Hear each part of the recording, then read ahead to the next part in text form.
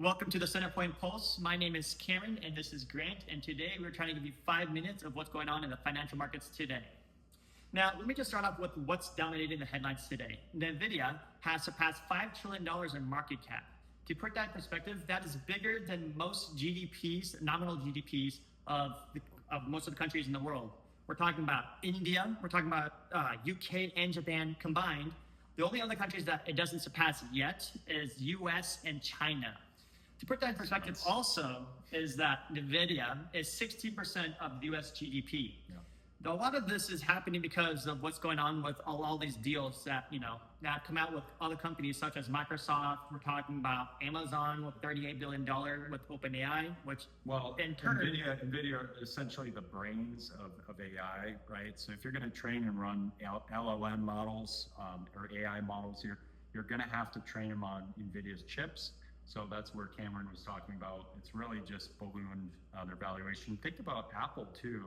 It's like a $4 trillion market cap. Not everyone in the world, but most people in the world have an Apple product or have been touched by an Apple product. And that's everywhere. But this company, this singular company, has a bigger market cap than Apple. So I think it's fascinating. And not only that, but NVIDIA is not just selling chips. They're kind of more of the pickaxes and the flashlights to the AI gold boom that we're kind of like. It's also the software, right? Yeah, so they're kind of the ones that are kind of giving you the shovels and pickaxes to go out there and make AI happen in the world.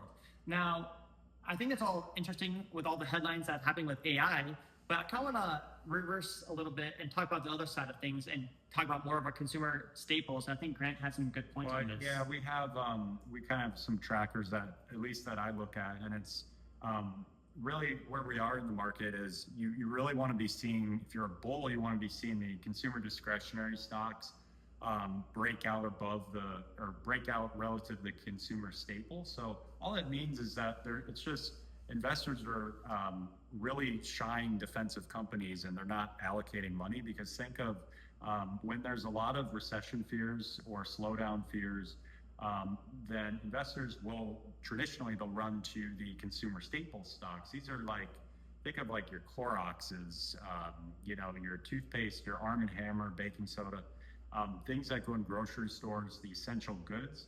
Well, then on the other side of that, consumer discretionaries, the cars, travel, things that you can cut out of the budget.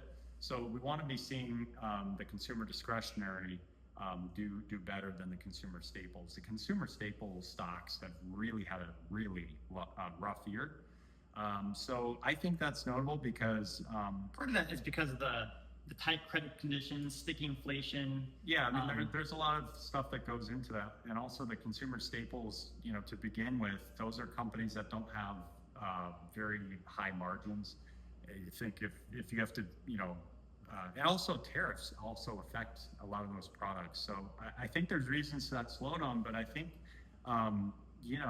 it's kind of telling where we are. There's really appetite for what we talk about for chips and for spending in that AI arena, but also, people have shifted after COVID. It's less goods buying and more like discretionary travel. People want experiences. So I think that's notable.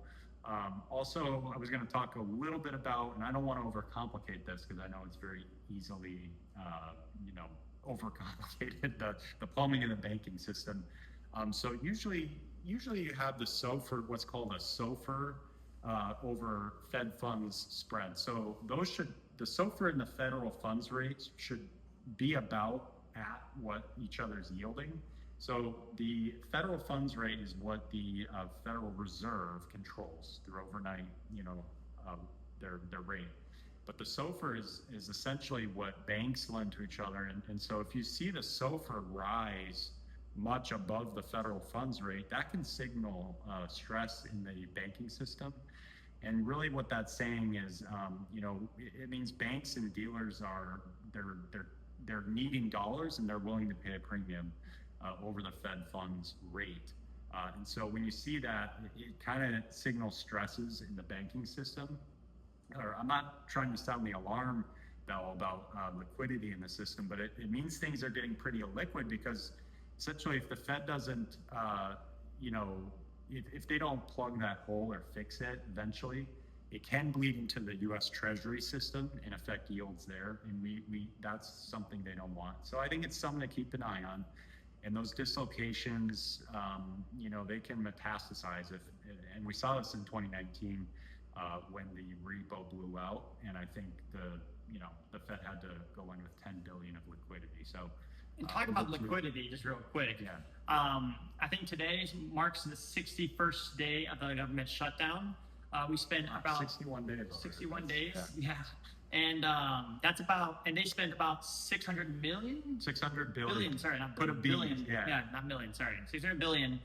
And that's a huge number too, because we're talking about Social Security. What else are we talking about? Well, there's just 600 billion numbers since the beginning of the shutdown, and it's really just to keep the lights on, right? To keep the money flowing. Social Security, these are essential things, Medicare.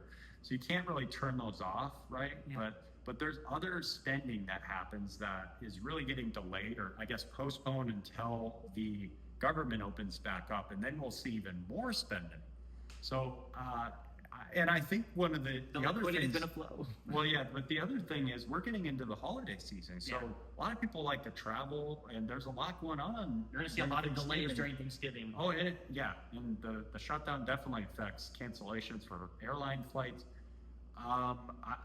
I would think that a lot of conversations have to be made soon by Congress about reopening this thing up, because you're going to see much more pain if we don't open things up. This is just going to affect more everyday people, unfortunately. So, I think one other thing is that we like to track is, as most listeners know, rates have been higher. So mortgage rates, have been pretty sticky high. So 7%, they've come down a little bit into the lower sixes, but Robinhood now announced, I think today or over the weekend. Recently.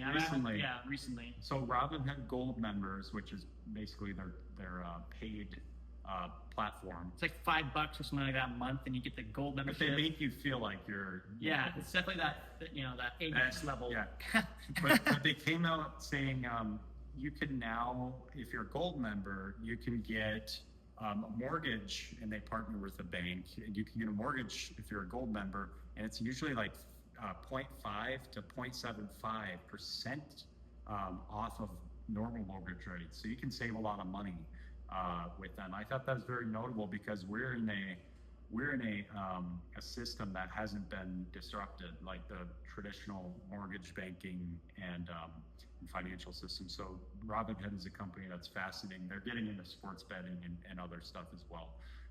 So I think, especially for young people, that's a notable thing, and something I think that we're keeping our eye on. So I think every day we're look at the news, we're looking at the financial industries and what's going on in the world. But if you have any questions, always email us, give us a call, and we would be happy to answer with you guys. Thanks all. Thank you guys.